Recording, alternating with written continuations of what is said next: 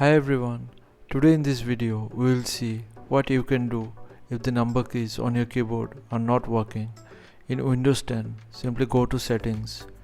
From here go to ease of access. Now click on the mouse option.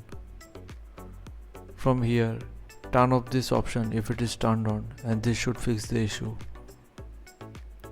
In Windows 11, go to Windows settings. From here go to accessibility.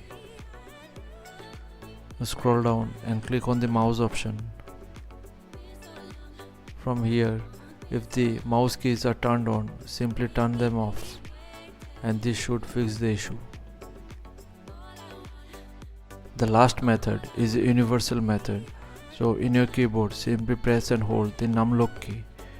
After few seconds, you will hear a beep displayed with a message. Once you see that, release the key. Now close the message box. After this, you can easily use the number keys without any issues. So thanks for watching. Please feel free to subscribe and support the channel if you found the content helpful. Thank you.